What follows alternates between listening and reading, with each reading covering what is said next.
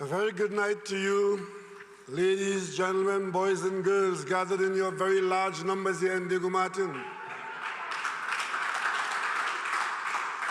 You are the loudest dozen and a half people I've ever heard. But thank you very much for making it lively here. Permit me to acknowledge the presence of the matriarch of the People's National Movement here with us tonight, Mrs. Joan Newell Williams. Always present, always willing, always available. Welcome to Diego Martin. And of course, I would like to take the opportunity to acknowledge my other colleagues, my cabinet colleagues who are here tonight, the Minister of Communication close to home, the Minister of Health who should be out there vaccinating people.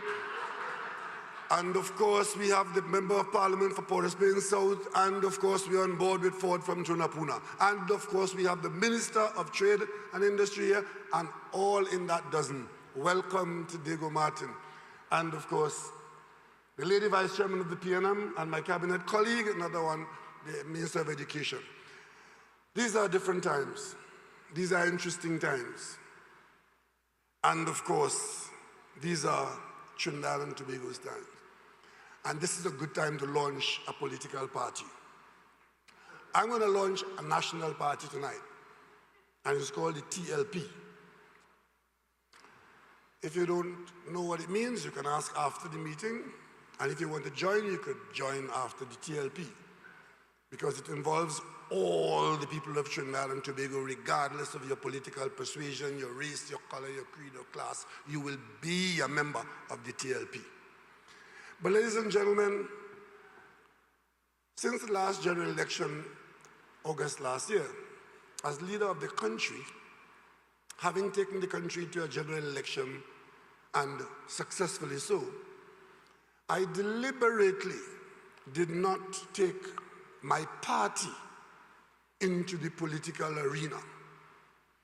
Because given the fact that we, as a people, as a nation,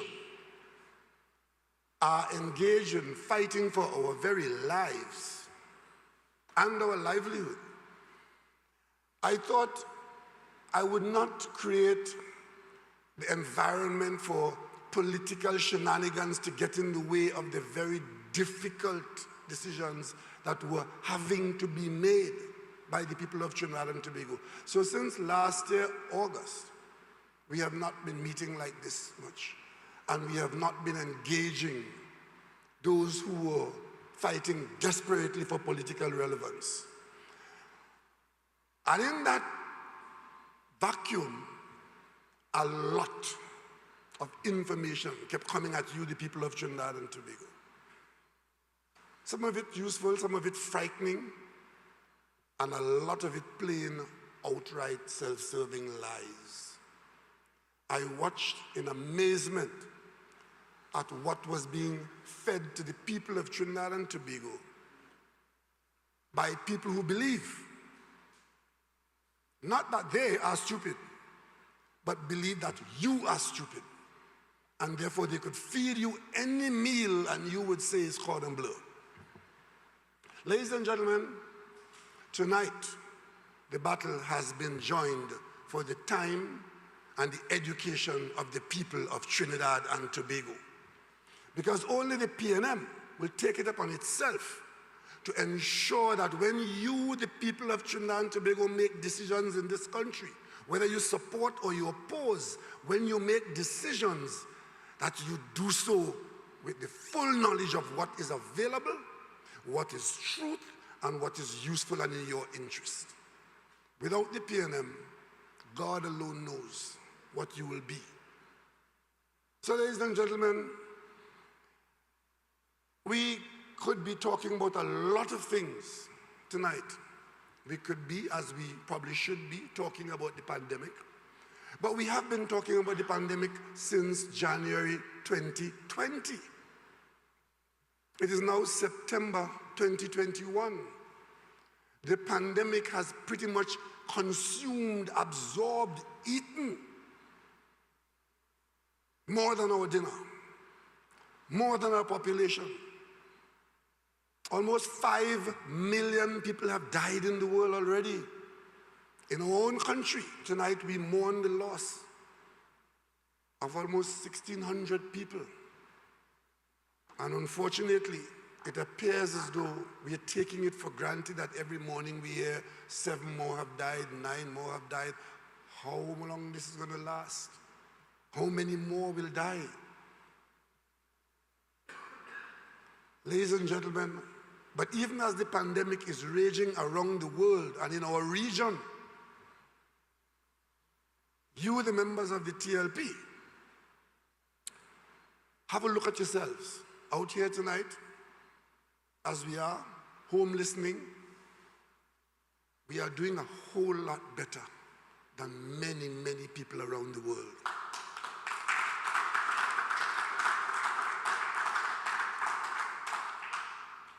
I attended a CARICOM emergency meeting on Monday,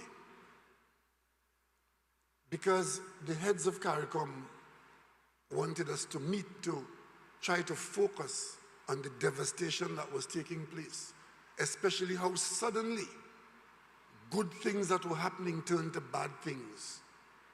Very many CARICOM leaders reported on the state of affairs in their countries. In fact, in some situations, the presentations were that their very existence and their security are threatened, and they needed help. They needed help. We need help. That emergency meeting, I listened to it as the former chairman of CARICOM coming out of August last July, and I said there, but for the grace of God, I could have been in that chair. I was there from January to July, and I knew at that time that we were in big trouble. But the report on Monday was that the trouble was here, because even countries that thought that they had control of the situation, inside of a fortnight, were realizing that they had lost control of the situation.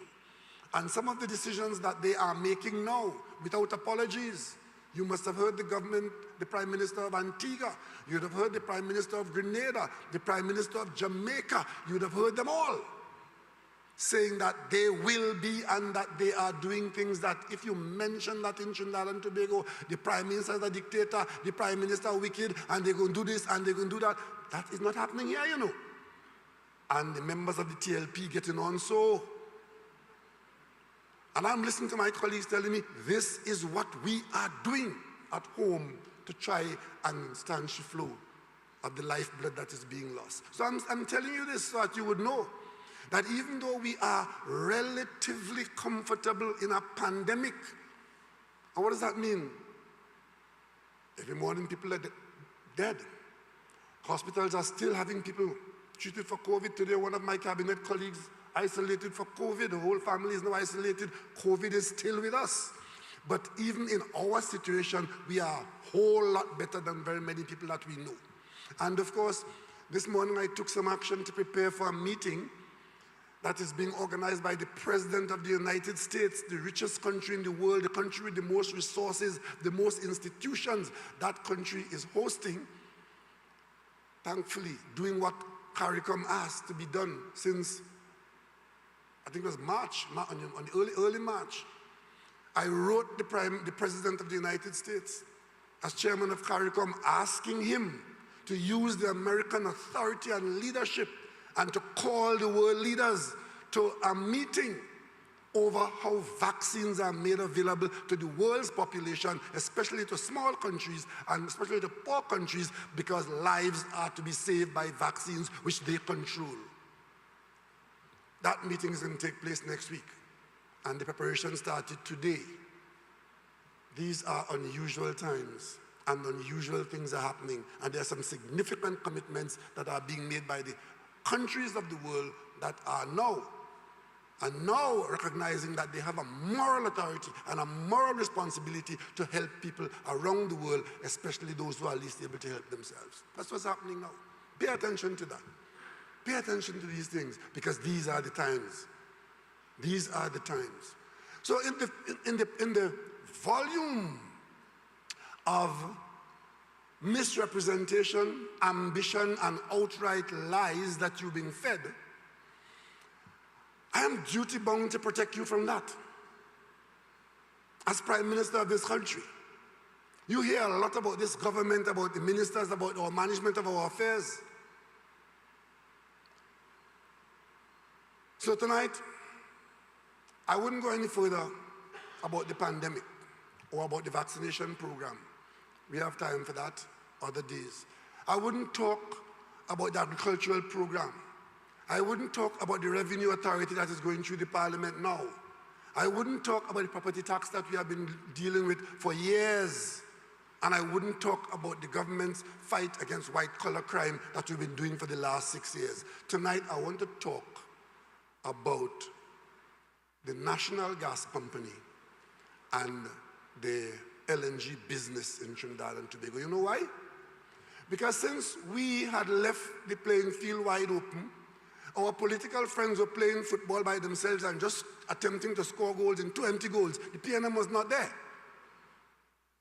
And they kept telling you about the NGC, and the media started telling you about some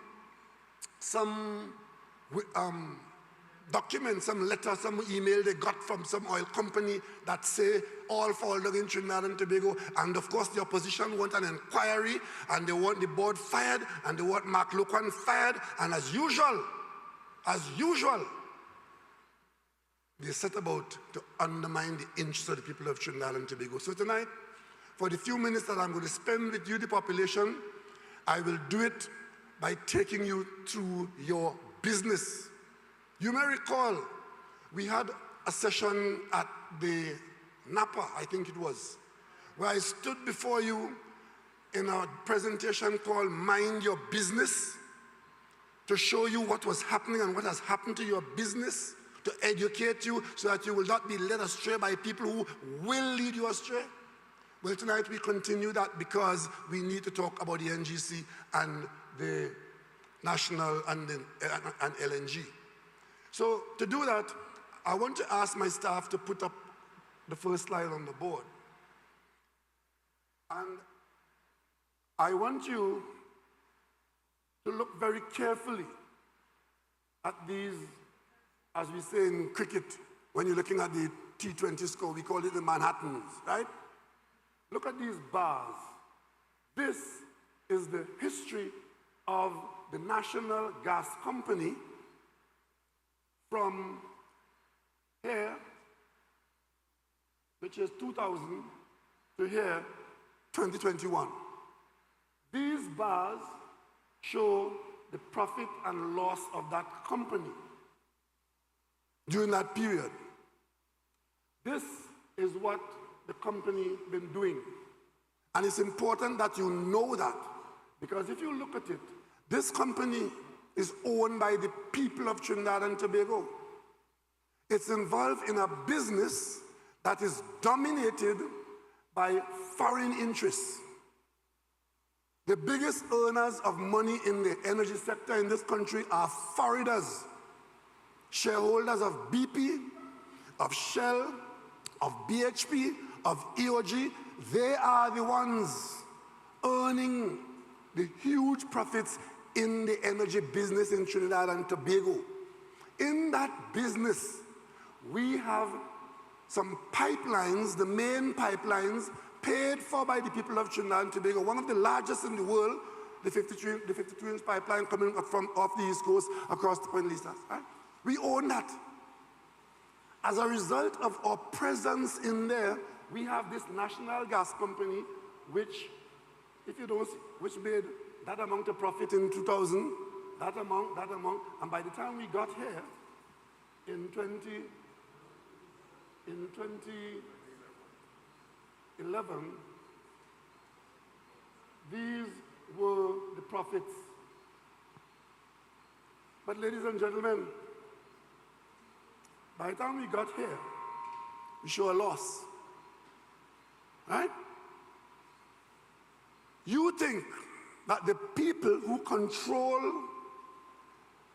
the earnings of the energy sector, the big foreign companies, you think they are happy that the NGC is taking this profit out of the business?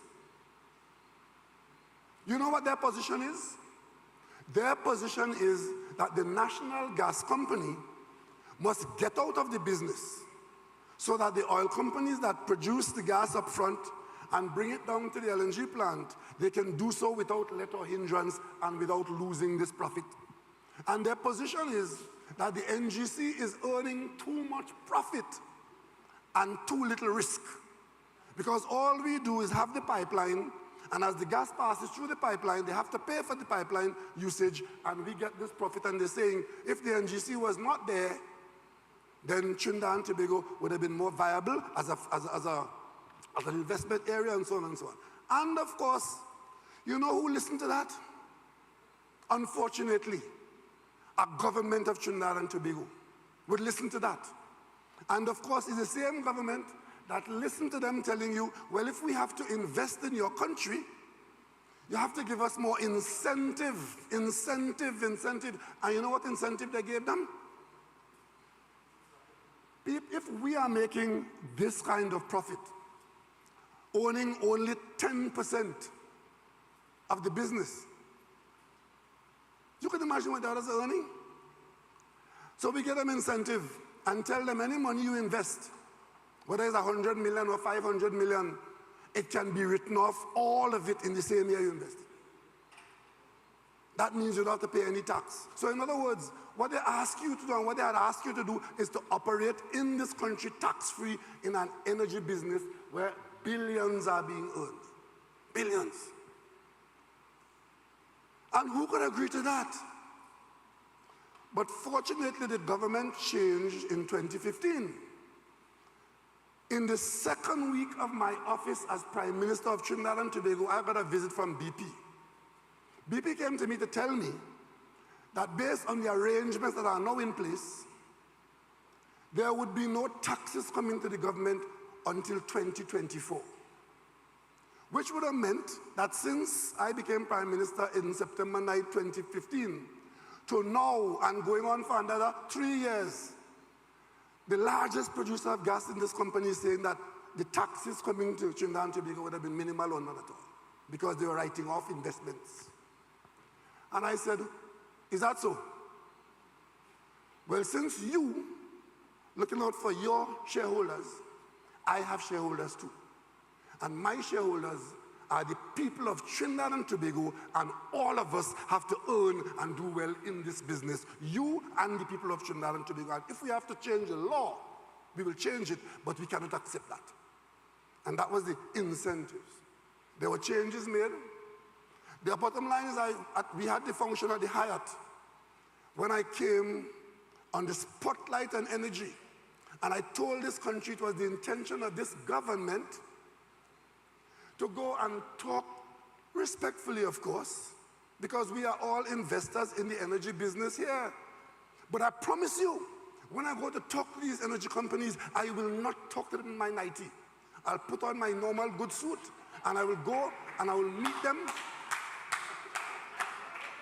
I will meet them across the table wherever they are, and the owners of the resource in Trinidad and Tobago, represented by the government of Trinidad and Tobago, will meet them on equal terms and discuss the business that we are all involved in. We did that. When I said that, I'm going to ask them to look again at what is happening, because we had the Porton report which showed how much we were being ripped off by the arrangements in place where we were selling our gas to other people, and they were making the profits, and we were in fact heading for oblivion in the business. This government was not frightened by the prospect of difficulty down the road, you know. What we were frightened by is accepting what they want us to accept, which is to get out of the business. And when I said that we are not going to cancel contracts and try to write, we were going to talk and have our partners in the business understand and come to new arrangements. I was accused then by the talking heads and the go-to people in this country of risking the investment in this country, because as you start talking about looking over contracts again and querying the terms and conditions, we'll make it unattractive for people to invest in this country. And I said, I don't agree. Well, we've been talking to the companies along these same lines, that what exists cannot continue. And unlike our colleagues on the other side who said they want incentives, give them incentives to bankrupt the country, we said, let us talk and let us stand in defense of our shareholders. You defend your shareholders, and I will defend my shareholders, and together, working together, all our shareholders can profit, and there will be a future in the business. Coming out of those discussions, where we made convincing arguments to companies that were holding contracts, ironclad contracts, where the contract said the company is not breaking any law, the company is not breaching any contract, whatever we are earning is part of the contract. And we said, but what about the people of Trinidad and Tobago whose resources you are exploiting? And the government's arguments were persuasive. We ended up renegotiating $2.96 billion from the two largest oil companies in this country. Cash paid back to Trinidad and Tobago. 2000. We didn't break a single contract. We didn't breach a single contract. We persuaded companies with contracts to make payments to Trinidad and Tobago. $2,900 million. You didn't see that in any headline, though. You didn't hear any opposition asking about that, though. You didn't hear about any inquiry for that, but your government was at work, and you, the shareholders, were the beneficiaries of that. But there was something else happening, too. In working out the arrangements for how you extract the earnings and how you apportion the profits, there was something called an index, where our LNG here is indexed to a degasification terminal in America. Two of them, one called Henry Hub and the other one called Fort Charles. The figures in there as to what they pay is usually the $2 and $3 you hear the Minister of Finance talking about. So our gas from Trinidad and Tobago indexed to Henry Hub and Fort Charles, which just happens to be the lowest prices paid for gas on any day. But once you index to that, everything is worked out against that, and you get your profits from there. But the actual gas is being sold in Europe and in Asia at 4 or 5 times the price. That profit then goes to the international company, and we are locked into Henry Hub. One of the discussions that we had, because you would have remembered, I went to Houston, I went to London, I went to Australia in my suit, and I spoke to all the boards, more than once in some instances, on this issue about a new arrangement. And I could tell you, we were only successful in getting a proper hearing and changes made because something else happened in the country. Shell came into this country and bought out British Gas and a number of other companies because Shell returned to Trinidad and Tobago at our encouragement, telling them that Trinidad and Tobago is still the best place to invest, even though we are a mature province. And Shell came in here and started to look at Trinidad and Tobago in a different way. And it allowed our conversation to go forward that we need a new arrangement. We need a new arrangement on LNG. Because you see, we had to get a new arrangement. Because we only have 10% in Train 1. We have no shareholding in Train 2. We have no shareholding in Train 3. And we have 11% in Train 4. Interestingly enough, when this issue came up in the Parliament by way of a question asked by somebody who didn't know what they were talking about, the former Prime Minister of Trinidad and Tobago had to ask the Minister of Energy to say what our shareholding is in those 4 LNG trains. It turned out that the previous Prime Minister did not even know the shareholding in those 4 LNG trains. Did not know that we had no shareholding in train 2. We had no shareholding in train 3. We have 11% in train 4. Somebody else has 90%, 89%. In train 1, we have 10%. Somebody else has 90%. And you have to bear that in mind.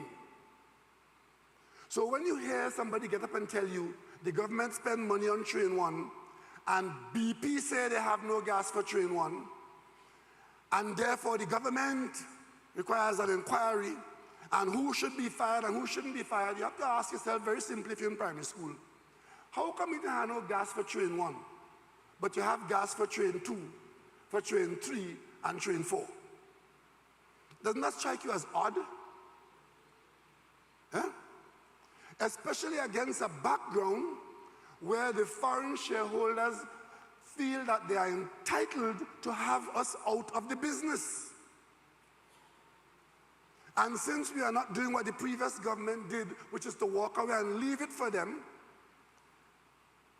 it is not difficult to find some lucky in the local media, put some butter around their mouth, or just raise the issue and have the opposition ranting against the government.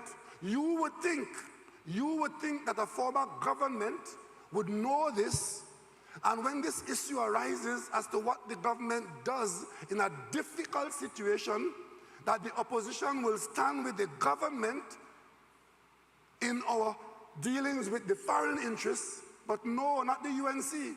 The UNC immediately becomes the mouthpiece for the foreign countries, attacking the government, indicating that the government is doing something wrong and everybody should be fired. But don't be surprised. That is how the UNC operates. The UNC has no interest in protecting the Trinidad and Tobago interests. Whether it has to do with our foreign policy against Venezuela, in Venezuela, they're going with President Guaido, while the country is saying we cannot do that, it's against our principles at the UN supporting President Guaido. I need not tell you, Guaido and Maduro have been talking in Mexico about Venezuela's business. And Europe, who had given Venezuela, Maduro 8 days to leave office, remember that? Has just disconnected themselves from President Guaido. I want to ask the media tonight to ask the UNC what is their position on President Guaido tonight? Because they undermine our foreign policy from top to bottom. The Americans had a presidential administration that was aiming to have regime change in Venezuela by force. We didn't agree. The UNC supporting. They went as far as to be lying on Paria to say that we were trading in fuel to Venezuela and breaking American sanctions and calling on the Americans to put sanctions against Trinidad and Tobago and writing the American embassy asking for sanctions against Trinidad and Tobago. You would think that they will stand with our foreign policy, which now is an absolute failure, because now that the thing has come to what it has come to, 8 days have long gone. Maduro is still in Venezuela. The new administration in America is not advancing military intervention for regime change in Venezuela as far as we know. But our position, which we took from day one at the United Nations, stand firm. And what is worse, after all that, we end up in a pandemic. And you would think, if they weren't afraid of the virus, they would be empathetic with the deaths that are taking place. I could say tonight, without fear of contradiction, at every turn since January last year, the UNC has opposed and undermined the government fight against the pandemic in this country. At every turn. Even when they're playing doctor prescribing medicine for COVID, they're telling you about punching and lime, about ivermectin, and about hydroxychloroquine. I could tell you, ivermectin is what I feed my sheep in Tobago with, you know. Horse, donkey, well, of course, they qualify, right? But the bottom line is, they have never wanted and they never support anything in our interests. And if you think that they will support our interests here, you're making a big mistake. But you know, David Lee, who is the chief whip for the opposition in the parliament, last week, he had a press conference on this matter of NGC and LNG. And he referred to NGC as a cash cow. But in so doing, he was accusing this government of treating the NGC as a cash cow. Let me show you how you treat a cash cow. Next one. This is the dividend paid for the years 2000 to 2021. If I read for you, at the far end in 2000, all the way up here to 2010, you will see government action taking dividends from the NGC. Out there, 50 million, 150 million, 200 million, 400 million, 200 million, 300 million. That is how the shareholder was taking some profits from the company every year into the national budget, because you own the company is making profits that I showed you a while ago, and the Minister of Finance was taking all that kind of profit. Good? Come back to the other graph, the one that, okay. Bear in mind what I just told you about the profit and about. Come back to that. This graph shows the price of oil. To the far left over there, you will see for the period 2012, 2013, 2014, 2015, up to here, look at where oil is. Averaging $115 a barrel. Good? So at the time when oil is at its height, and gas price with it too, so you're getting oil and gas, they tend to go together. Come back to the next, right. 2012, 2013, 2014, 2015, this is when the UNC was taking out dividends from the NGC. So from a normal arrangement of taking out a reasonable amount of profits of the company of a few hundred million a year, in 2012, they took out for the first time $1 billion or more was taken out from the NGC as dividends. And that again, 2012, oil price at $115. They should not have any cash flow problem. They shouldn't have any cash flow problem. So they got the oil price, they got the gas price, and they also go into the dividends payments. 2014, 2013, they took out $4.2 billion. 2015, they took out $6.8 billion. Between the period 2012 and 2015, they took out $16 billion from the NGC as dividends. And I'll tell you something, huh? Winston Dukaran was Minister of Finance in this country. He left here, I think, in June 2012. In June 2012, we had the change from Winston Dukaran to Larry Hawaii, the banker. And he is the one who oversaw this. Mr. Lysport, remember Lysport? That was supposed to be $9 million. That ended up at $400 million and 10 dead. This is Larry Hawaii's legacy. So this is how we treat a cash cow. So when David Lee is talking about a cash cow and NGC in the same sentence, he knows what he's talking about. And you, the people of Trinidad and Tobago, you would recall in 2015, the election year, when this money was splurging. It was contract like mad all over the country, and they had an ad on television that they were paying millions for, asking you a question: what is happiness? This is the happiness that was taking place. You remember that ad? What is happiness? Paying television time to ask the country a question, what is happiness? And the PR firm that was doing that was earning millions to ask you, what is happiness? This is what the happiness was. But what it was doing, it was undermining the ability of the NGC to deal with its future. So at the height highest point of oil price and oil earnings, that is when they what? Look at the pattern. And of course, the government changes here. And this is what we are responsible for here. But this is the year 2020. That is the money available from the NGC in a pandemic. We have to find billions of dollars to feed you, to keep you in the job, to pay for medicine, to pay for vaccine. Billions of dollars we have to find, but look at what is available here.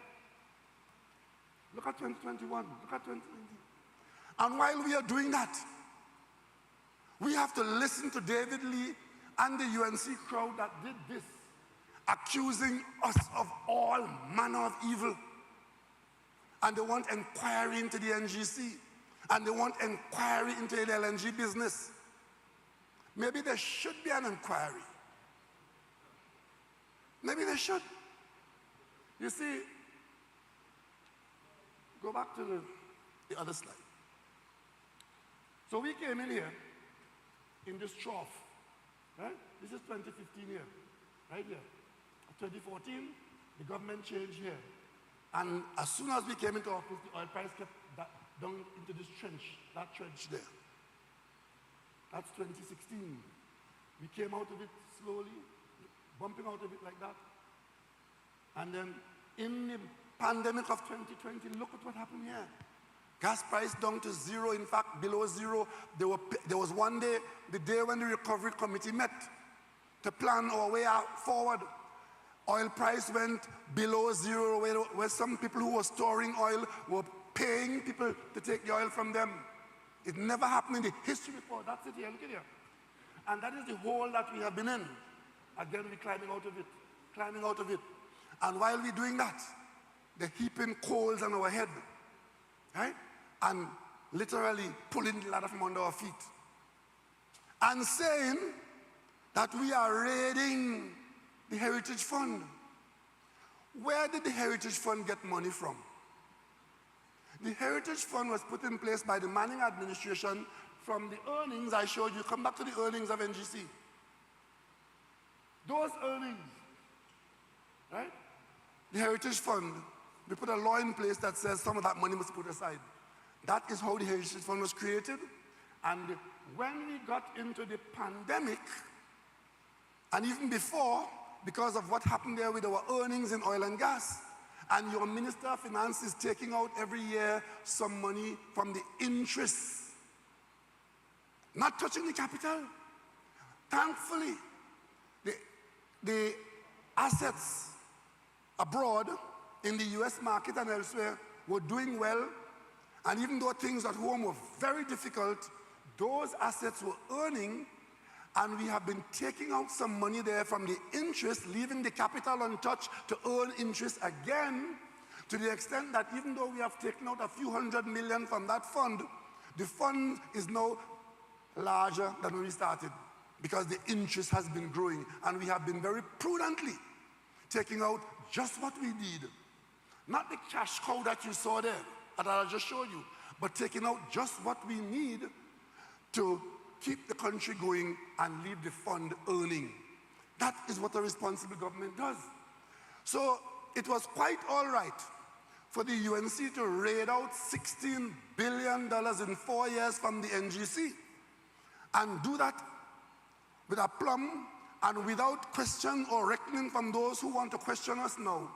But we, in a pandemic, into its second year, we are supposed to work miracle and feed you with how many loaves and fishes coming down from rain, and saying that we are in fact doing something wrong by taking some of the interest from the fund.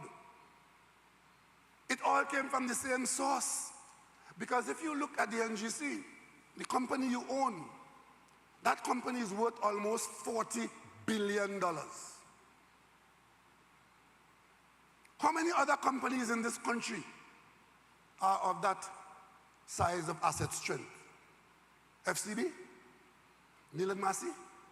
Ansa McCall? How many of the companies in this country earn $1 billion or $2 billion a year? How many? Some of them, you put all of them conglomerates together and their profits, put it all together. It does not meet what the NGC has been able to earn for this country.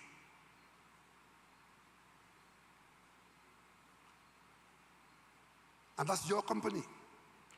So the reason why you are invited to join the TPL is because TPL means these people lucky.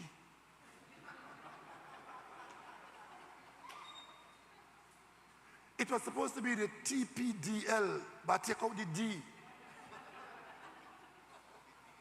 And you know how we got into the energy, that NGC business? Where you could tell me profit and loss, earning 4 billion, 3 billion, 6 billion, 4 billion a year earnings. You know how we got in that business?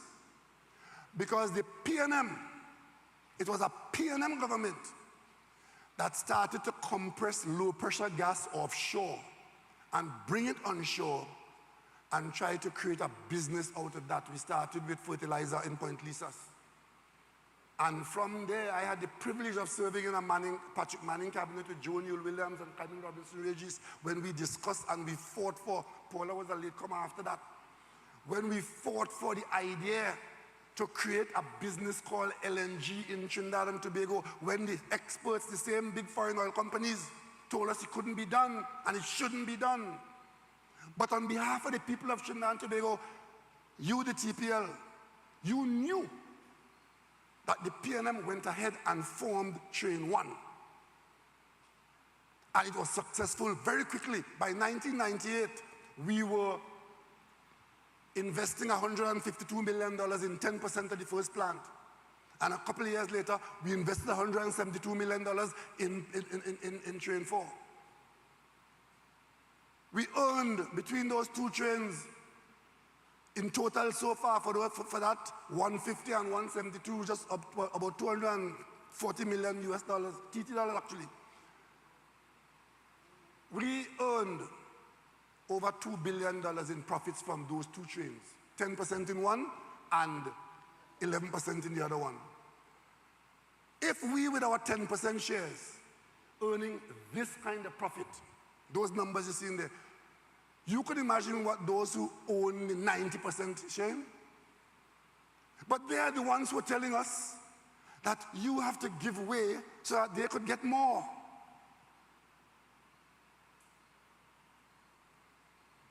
I think it's in the Bible, it says, there are times when he who has what little the other one has shall be taken from to give the one. But your government has to stand up and say no. No. So here it is, the kinds of earnings that we get from LNG Train 1 and the kind of earnings from Train 4. If it comes a time when there are issues with the gas supply in the country, as it happened since 2014, contracts were coming to an end. They never renegotiated one contract at Point Lisas. And I want the media to ask the UNC, if you really thought there was a future for the energy sector in Point Lisas downstream, tell me which contract you negotiated down there when you were in government, when you were raiding the NGC as I just showed you. Tell me which contract. You know what they did to us? Instead of renegotiating those contracts when there was some time left in the contract, they put the companies on month-to-month. Negotiated no contract, put them on month-to-month. These are billion-dollar enterprises. And lied to the country and said the shortage of gas is as a result of maintenance. And when the maintenance was over, everything would be normal. The expert for that is now advising Guyana, more power to them. But I tell you this, when we had to negotiate contracts, the original contracts had already expired. And you saw what some of the companies did to us. If we don't get what we want, we're closing down our operation. You saw? How many companies you saw shut down? And of course, the minute they're shut down is, oh Lord, in every newspaper in the country and certain particular reporters, they're happy like pappy because this one gonna close down, that one closed down. And of course, you would think that that would bring sadness to some people in this country. It brings joy. It brings joy, the fact that a company, and we said to them, if your shareholders are happy, giving up your business, we can't help you with that. But of course, when you get the news as though, well, when they close down, when they go on, they close down and gone. There have been instances of people closing down and going. But that's a different story. But you remember, one of the biggest companies here closed down for months. And what you don't know is the amount of lobbying and rinsing out of heirs that's taking place and hoping that the government will cave in under public pressure and give them what they want. Because, of course, everybody's saying they're losing money. Because this product is $200 a ton, this one is $190 a ton. And we said, well, these markets go up and down, so any model for pricing that we have to be a model that takes that into account. You know what is the price of those same products now? That were at $200 and $190 and $180? $500 and $600 a ton. So if we had caved into the pressure that they were putting on us through the mouths of the UNC and the mouths of certain reporters and had made arrangements based on those low prices then as though that was the permanent situation, who would have been laughing at who today? And then of course, because we are an owner of LNG Train 1, when gas issues become difficult, it is not just a question of 2 + 2 = 4. It's a question of whither goes tomorrow. Will there be gas tomorrow? Will there be a negotiating position tomorrow? So those who get a leaf of paper from some company that says that BP said there's no gas for Train 1, that might be true. But is that a negotiating position for Trinidad and Tobago? Is there no value to the company, to the country, to say, well, let's negotiate something else? You know what we have negotiated? We have negotiated a new arrangement for sharing of the profits in LNG by not confining Trinidad and Tobago's shareholding only to Train 1 and Train 4. For the last 4 years, I personally have been leading this charge to get a change in the structure. Some of these discussions are quite sensitive because each company wants to know what the other one is prepared to give or not give. So confidentiality is important in the negotiation of this billion-dollar enterprise business. So we can't come out and say, well, we did that with that one and that with that one, because each one is doing something and watching what the other one is doing. So we have to maintain a certain level of decorum in the negotiations and try to bring all parties to a position where Trinidad and Tobago's interests would be best served. So there are things I can't tell you now, because the Minister of Energy will tell you there are sensitive negotiations taking place now. And these negotiations usually start with conversations. And what I mentioned to you a while ago about our success in some of these negotiations started with me and my national team meeting with the head in London or in... You would have heard about the Ruby field, where we're aiming now to produce 13,000 barrels of oil from that field that was pretty much abandoned there. It came to the attention of this government that BHP was selling out its shareholding around the world in its non-core business. It would have been a disaster for us if BHP had done that, as they have just done. They've just done it. They've just sold out their oil business to a company called Woodside. Had I not gone to Australia in 2018 to BHP in Melbourne and sat with them as the country's #1 salesman and I would say convinced them that the Ruby field is worthy of an investment. And we were racing against time, because if they had started selling out those it would have ended up on somebody's book as an asset with no oil production taking place. When I left Melbourne, you know what they told me then in that meeting? Minister Young was there with me. They said, and these are the people who actually make the decisions. That's where you want to go, to the people who actually make the decisions. They said, well, we've heard you and, we can't argue what you've said, but we are, at the moment, going down a different route. But we will not disregard what you have said. That's what I left Melbourne with. That was a long way from abandoning that oil in the ground in Ruby. A few months after I came back, they informed the Minister of Energy, who was Franklin Cannon at the time, that BHP is prepared to make the investment to produce the oil from the Ruby field. Have you ever seen that in a headline anywhere in this country? Have you ever seen the expert weekend attack dog mention that? $500 million of investment, something that we could never do because we haven't got the money. And even if we had the money, we couldn't spend it on that because we had other things to spend it on. Thankfully, BHP was convinced to make the investment. So the company who has bought out their oil interests has automatically bought out Ruby, and Ruby is now ramping up. I think we know what, about 6,000 barrels a day, aiming to get to 13,000 barrels a day. And that is because the government intervened where the decision-making could have influenced that outcome. You hear them saying about, we should not spend any money. Where they got the figure of 400 million from, I don't know. Because I could tell that is not the figure. By the time Christmas comes, it will be $1 billion, they will say. Because they want to give you the impression that we were money. But why are we on 400 million?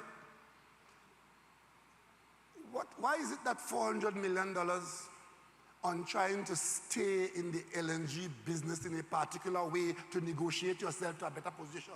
Why is that critical?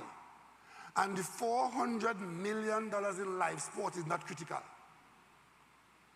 What they have with 400 million? You know the SIS company that built the last Prime Minister house? The last billion they took out of NGC, as I showed you, the last billion they gave it to SIS. SIS bid was $400 million more than the next company that had pre-qualified. 2 companies pre-qualified. SIS was $400 million more than the other company, but they got the contract. And the UNC didn't have any problem with that then, They weren't concerned about your $400 million then. Up to this day, they wouldn't tell you about the 921 million that they gave to OS to go away with. I had to send Minister Stuart Young to court in international places to argue to get back that money. And we got it back. You wouldn't hear them say a word about that. $921 million. And to do that, they let a company, the Minister of Works of the last government, remove a clause from the contract, his ministry, under his authority, because he is the minister. What the ministry does, did he not know? But how come they never answer when I ask that question? Just before the last election, you go into an existing clause where the contractor has already gone bankrupt. You sat there and watched the contractor being bankrupt. There's a clause in the contract that says, if the contractor goes bankrupt, that the bonds belong to the client. You did nothing except to take out the clause, and the contractor gone with the money. 921 million. We had to come and fight for it. We got it back. But the court says, let them go to arbitration.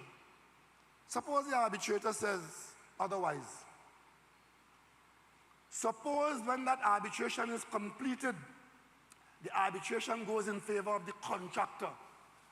You from the TPL, or is it the TLP? The TLP. Yeah.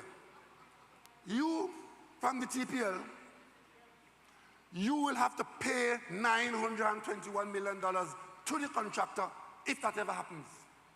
Because the UNC took out the clause that was protecting you.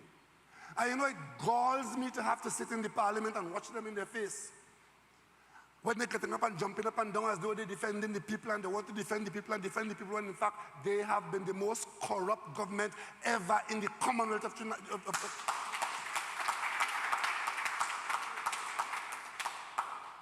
And of course, as we talk about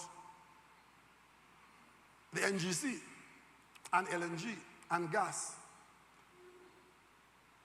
we suffered a loss here, this red thing here. That's loss. Only time in, and look at when, 2020, middle of the pandemic. $4.2 billion in losses were taken off the books of NGC here. Over, I think it was 2.1 billion of that was from a bad contract that was in place, liability. So they took that off the books. The other 1 point something billion is an impairment on the pipelines. NGC is a pipeline company. And after 20 odd years, the value of the actual pipelines would have deteriorated as you have to cater for replacement and whatever. So that impairment, that 2.1 billion plus another 1 point something billion, plus $500 million in claims. Remember I told you about the period when there were no contracts in place? You know what the UNC did?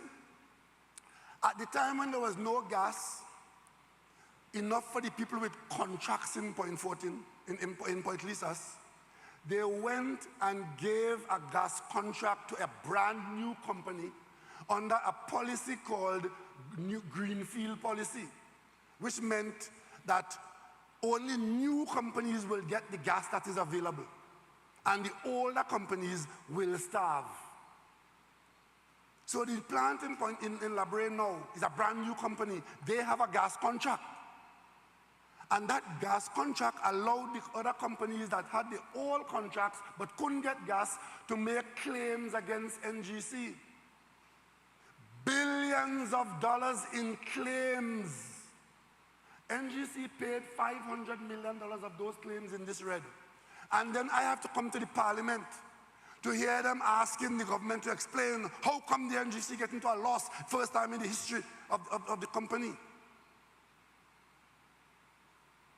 When in fact, what we have done, and they've mentioned the name of Mark Loquan, and I want you, the people of Trinidad and Tobago, to remember that name. Because you see, what the UNC does is try to nasty up everybody's name in this country who is not part of the foolishness. Mark Loquan is an outstanding LNG expert who we had to literally winkle out of us where he was in Australia and drag him back to Trinidad and Tobago as a patriot. Because when we came in here to meet this situation, we wanted people who knew and could contribute. And to hear the opposition calling his name as though he has done something wrong and seeking to give the impression that he has questions to answer when what he has done as part of the prime ministerial team that went to capitals around the world to fix what I just told you about, it is a travesty indeed. And all I will say to the UNC tonight, stop calling Mark Loquan's name. You cannot put your foot in his shoes.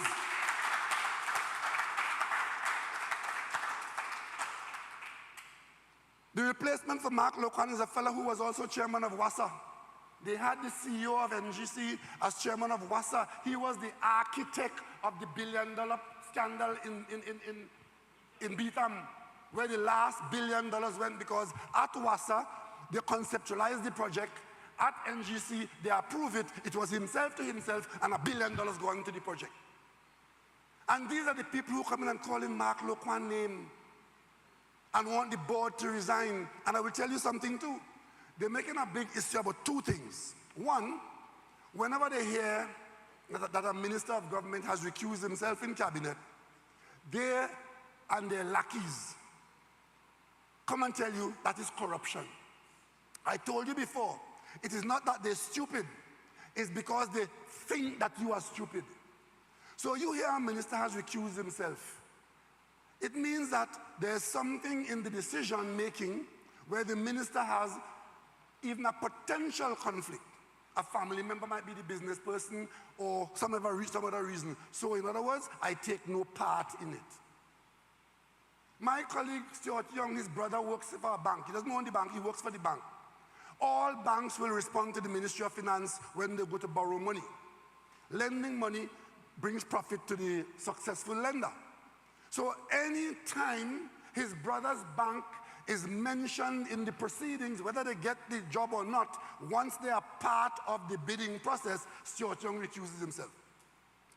The UNC run a whole general election campaign on Stuart Young and Faris recusing themselves because according to them, to recuse yourself, you're in corruption. But what they're not telling you is that that is how best practice is. But when they were in the cabinet itself was organizing money to thief as they did in the EMBD contracts in Trinidad. That's not happening here. That's not happening here, I could tell you. I've been in this job for 6 years as Prime Minister. No contractor has ever come and cannot come to my house to come and ask for or negotiate no contract. Not one of them. I defy every contractor in this country tonight to say, who you ever come to the Prime Minister's residence about a contract that you want or you got? Because this government and the last administration that I led, we changed that. We've changed that. So when you hear them talking, is they're hoping that you don't know what they're talking about. We have had to negotiate with some of the best. And to do that, we had to have people like Mark Loquan, who could sit across the table and deal with the experts at BP, at Shell, at BHP, and whatever. What is the UNC calling the man name for? And just in case you all had any problem, as Prime Minister, I could tell you, I have absolute faith and confidence in Mark Loquan.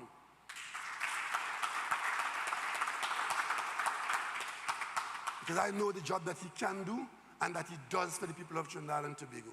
And to hear his name being dragged on UNC Monday night for rum and Sunday press conference, where they have a habit now, every Sunday there's something to tell you.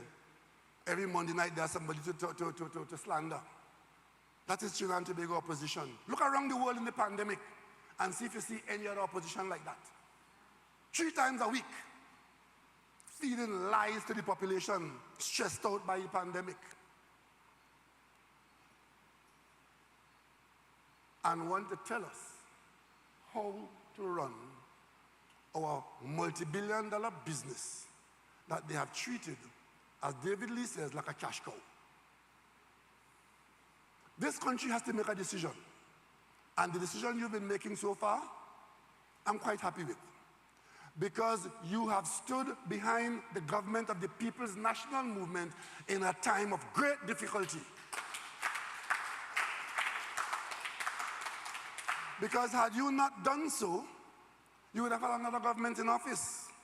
And that government would have been responsible for managing your pandemic affairs. You could imagine what our report would have been on Monday when the CARICOM countries were reporting their state of affairs. You think we could have been in enough sunshine and drink enough punching and lime to be where we are today? But what you're hearing, in the middle of the pandemic that we are struggling with, where half of the population does not want to use the remedy that's available, they want an inquiry. They want an inquiry. What is there to inquire into? The only thing the inquiry will throw up is that the government did not take the advice from the opposition. Thankfully, from day one, we went to Parliament to close bars. They opposed it. State of emergency that is keeping us sane and whole, they're opposing that too. Virtually every CARICOM country has some element of emergency taking place for the same reason that we have an emergency in this country. There has not been a single case that has gone to the court where any citizen has claimed that they have been abused under the state of emergency. But they're up and down the place with a handful of labor leaders who are very idle, right? Talking about oppression. We are trying to save your life, and all you can see is oppression. When you wouldn't save your own life, the government is trying to help you save your life. Look at Tobago. We were hoping that by now, every person in Tobago who had qualified to be vaccinated would have been vaccinated, and Tobago would have been a vaccinated population, safe and sound. And even though there would have been infections on the island because of what the vaccine does to you, which is to make you respond better and prevent you from going to the hospital and prevent you from dying, we have to struggle to convince people in Tobago because the UNC tell Watson Duke to go in Tobago and do the same damn nonsense in Tobago and tell Tobagonians, don't take the vaccine. I trust you, my fellow citizens, that it does not take a situation like happened in Grenada or Jamaica to cause you to understand that there's a time to stop the foolishness. Did you all see the government of Grenada put a team in place called an ethics team, where the doctors will determine who gets care and who doesn't get care? Is that happening in Trinidad and Tobago? Have you seen the government of Jamaica telling Jamaicans week after week, from Wednesday to Sunday, don't move?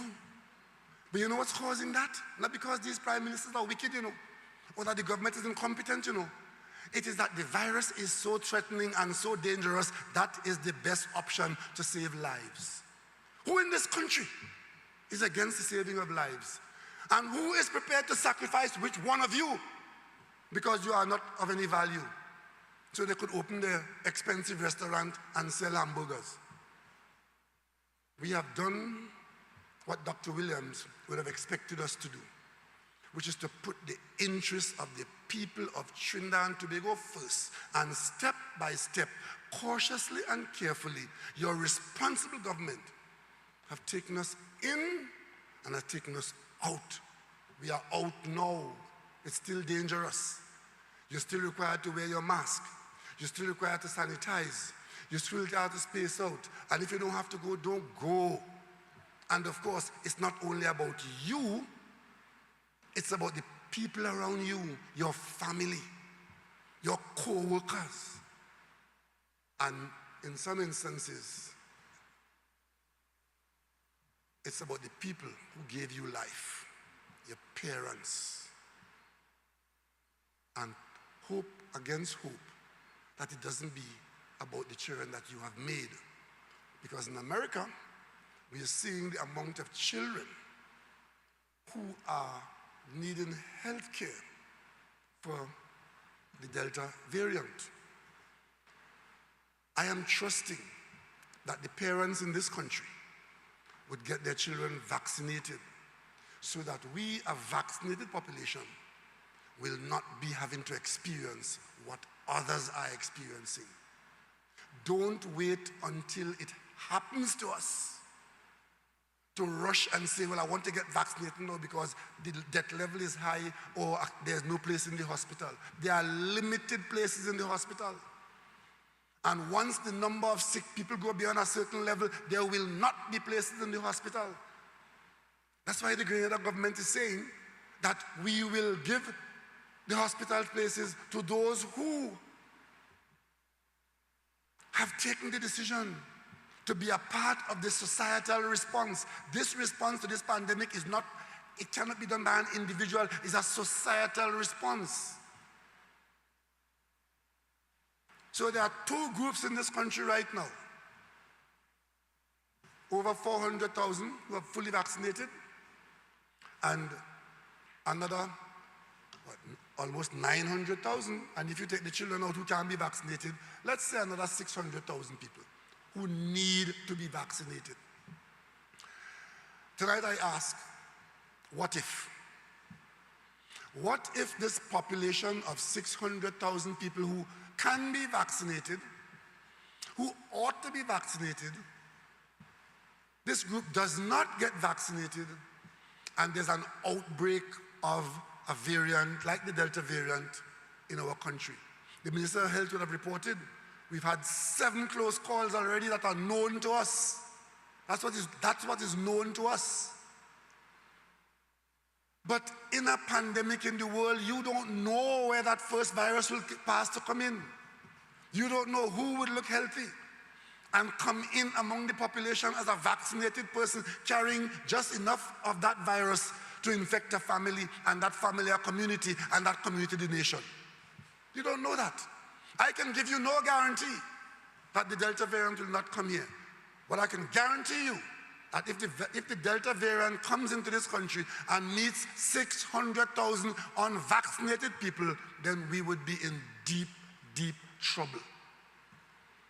And we would have brought it upon ourselves, because we could never say we didn't know what could have helped us, and we could never say we didn't know where the help was available, and you could never say that the effort from the government to have you use the help was not available either.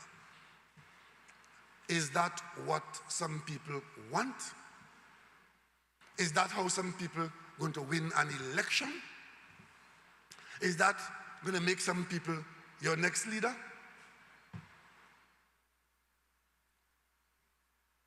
One thing I can tell you for sure is that this government has not shirked any of its responsibilities. Not with NGC,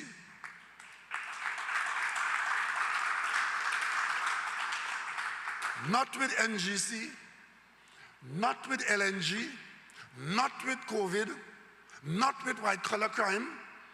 We have not shirked any of our responsibilities, because we are the government of Trinidad and Tobago.